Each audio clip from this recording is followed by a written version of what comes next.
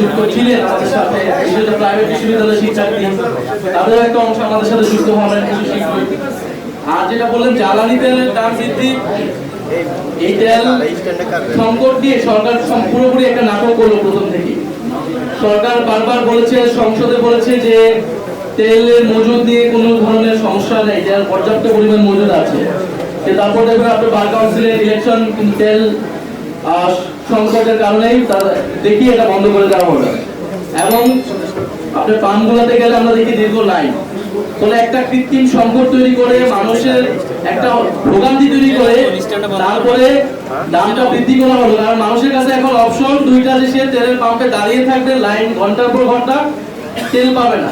এখন তার কাছে তেলের লাইনে দাঁড়ানোর থেকে দাম বেশি হলেও সে কিনতে আসবে, এরকম একটা মনস্তত্ত্ব পরিবেশ তৈরি করে তারপরে দামটা আসলে বৃদ্ধি করা হলো। পুরাটাই পরিকল্পিতভাবে করা হয়েছে, সিন্ডিকেটরা এটা করেছে, এবং সরকারের প্রশ্রয়, সরকারের অংশগ্রহণ না থাকলে এটা আসলে সম্ভব হতো না।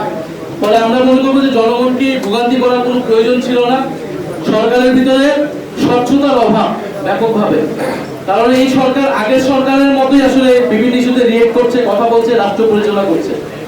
আমরা চেয়েছিলাম একটা অ্যাকাউন্টেবল গভর্নমেন্ট, আমাদের কাছে সেই ধরনের অ্যাকাউন্টেবিলিটি তারা নিচ্ছে। যারা আজকে আমাদের এখানে যুক্ত হচ্ছেন, আমাদের সাথে যুক্ত হচ্ছেন আলী হাসান জুনায়েদ, বাংলাদেশের শীর্ষ নেতা।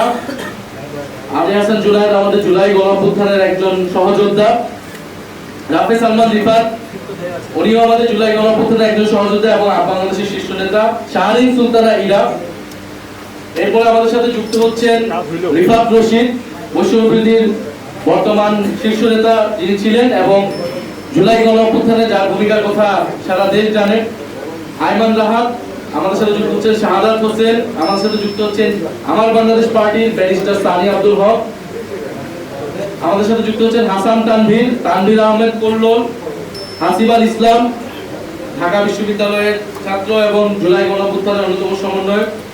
এস এম সুইট, ওয়াহিদ আলম, জাহিদুর রহমান, মোহাম্মদ জসিম উদ্দিন, মোহাম্মদ মোশাররফ হোসেন, সুলতান মারুফ তালহা, তৌসিফ মাহমুদ সোহান, ফারহানা শারমিন সুচি, সাজ্জাদ সাব্বির, পুষ্টিবিদ মোহাম্মদ রায়হানুল ইসলাম, আব্দুল আজিজ ভুইয়া, আহমেদ করিম চৌধুরী, দিলারা খানম, কাজী সালমান, শোয়েব হাসান রায়ান, মোহাম্মদ সুয়েব হাসান, মুরাদ হোসেন, প্রকৌশলী আবু সাইদ মোহাম্মদ। হওয়ার সময় খুব পরিষ্কারভাবে বলেছিলাম, এখনো যে আমাদের এনসিপিতে আমরা যুক্ত হওয়ার ক্ষেত্রে কার কি সাবেক পরিচয় এটা আমাদের কাছে মুখ্য নয়।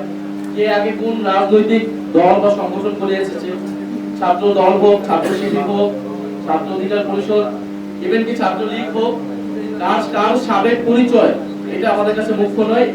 আজকে থেকে যখন কেউ এনসিপিতে আসবে, সে এনসিপির সংগঠক, এনসিপির নেতাকর্মী হিসেবে কাজ করবে, এনসিপির আদর্শকে ধারণ করে কাজ করবে। তবে কোনো ফ্যাসিজমে অংশগ্রহণকারী, গণহত্যা অংশগ্রহণকারী, গণহত্যাকে সমর্থনকারী, চাঁদাবাজ, দুর্নীতির যার অভিযুক্ত, সন্ত্রাস, এই ধরনের কোনো ব্যক্তি কখনোই এনসিপিতে আসতে পারবে না, এনসিপিতে থাকতে পারবে না।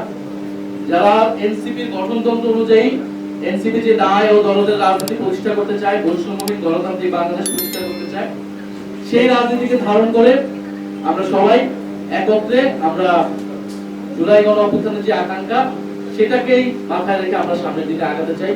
তবে আজকে যারা আসছে তারা, আমরা মনে করি তারা আমাদের সাথেই এতদিন ছিলেন, আমরা একসাথেই আসলে ছিলাম, হয়তো প্ল্যাটফর্ম দিতে ছিল। আজকে আমরা আনুষ্ঠানিকভাবে একত্রিত হচ্ছি এবং সারা দেশের তরুণদেরকে আমরা আহ্বান জানাচ্ছি, তরুণদের পাশাপাশি সকল বয়সী মানুষদেরকে আহ্বান জানাচ্ছি, জাতীয় নাগরিক পার্টি এনসিপির হাতকে শক্তিশালী করুন, এনসিপিতে যোগ দিন, এনসিপিকে নানাভাবে সহযোগিতা করুন।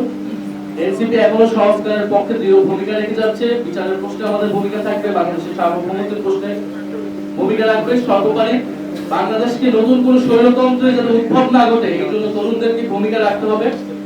এবং বাংলাদেশের মানুষ গণভোটে রায় দিয়েছে সংস্কারের পক্ষে, সেই রায়কে আমাদেরকে অবশ্যই বাস্তবায়ন করতে হবে, জনগণকে তার অধিকার ফিরিয়ে দিতে হবে।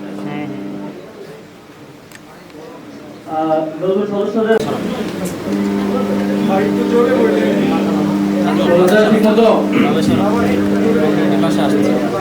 আসসালামু আলাইকুম প্রিয় সাংবাদিক ভাই বোনেরা, আপনারা আপনাদেরকে ধন্যবাদ এবং প্রিয় দেশবাসী, আজকে প্রেস ব্রিফিংটা জাতীয় নাগরিক পার্টি এনসিপির জন্য অত্যন্ত গুরুত্বপূর্ণ এবং ঐতিহাসিক একটি প্রেস ব্রিফিং, কারণ আমরা আমাদের অনেক সহযোদ্ধাগণ যারা জুলাই গণ অভ্যুত্থান এবং তার আগে পরে আমাদের এই ফ্যাসিবাদ বিরোধী লড়াইয়ে আমরা একত্রে ছিলাম। আমরা আজকে সাংগঠনিকভাবে আমরা আজকে একটা দলের ব্যানারে সবাই আবার একত্রিত হচ্ছি, ফলে এটা আমাদের জন্য অবশ্যই খুবই এনসিপির জন্য খুবই আনন্দের সংবাদ আজকের দিনের জন্য। আপনারা অলরেডি শুনেছেন যে আসিফ মাহমুদ বলেছেন যে আপ বাংলাদেশের নেতৃবৃন্দ এবং বৈষম্য বিরোধী বর্তমান বৈষম্য বিরোধী কমিটির নেতৃবৃন্দ